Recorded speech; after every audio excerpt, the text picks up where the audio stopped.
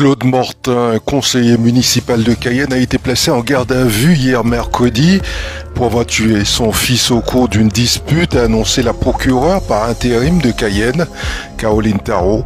Selon le procureur, l'homme de 59 ans a eu une dispute avec son fils, âgé de 25 ans, en raison notamment de l'inactivité de ce dernier, qui lui aurait alors signifié son intention d'attenter à ses jours et à ceux de son père. Apeuré, le père s'est rendu dans sa chambre pour se saisir d'une carabine. En se retournant l'arme à la main en direction de son fils, il aurait fait feu accidentellement, ajoute le communiqué de la procureure. D'après les premières constatations des secours intervenus sur place pour prendre en charge la victime mardi midi, le fils présentait 2 plaies au thorax et à l'abdomen. Une arme de 9 mm au canon obstrué a été retrouvée sur lui. En Guyane, la large circulation des armes à feu est à l'origine de nombreuses infractions, avec un taux d'homicide de 20,6 pour 100 000 habitants en 2023, contre 1,5 en moyenne dans toute la France.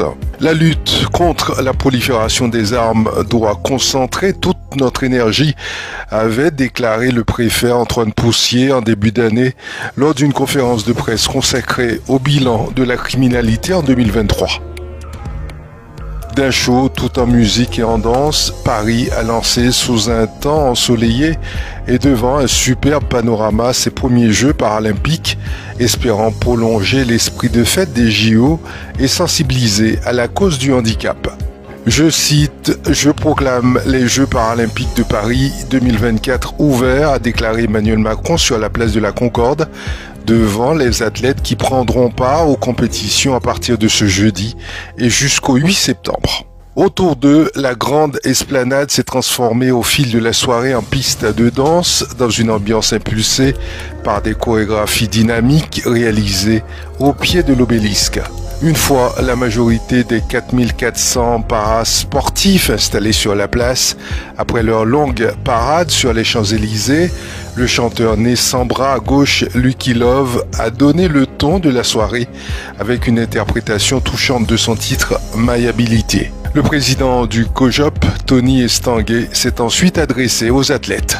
Si les nombreuses règles de classification des épreuves et les noms des sportifs restent méconnus du grand public, ces Jeux paralympiques suscitent un intérêt significatif. Sur les 2,5 millions de billets mis à la vente en octobre, 2 millions trouvaient preneurs, une dynamique renforcée par l'effet JO. Près de 200 000 d'entre eux seront attribués aux écoliers dans une période marquée par la rentrée le 2 septembre. La rentrée politique, elle, pourrait venir faire de l'ombre. Emprunté jusque-là comme raccourci, une véritable voie aménagée entre la route de Baduel et la route de Raban, à proximité du stade Georges Chaumet, a été inaugurée ce 28 août par la mairie de Cayenne. Bien couverte, pour l'instant, cette portion n'a pas de nom. Les riverains devraient être consultés pour ce choix. Comme annoncé le 1er août 2023, il y a un an, cette voie est dotée d'une piste cyclable, de places de parking, d'un trottoir pour les piétons et de l'éclairage public sur les 220 mètres de long. Elle est limitée à 30 km/h. Près d'1 million d'euros ont été nécessaires pour créer cet axe qui devrait permettre de fluidifier la circulation, financée entièrement par la municipalité.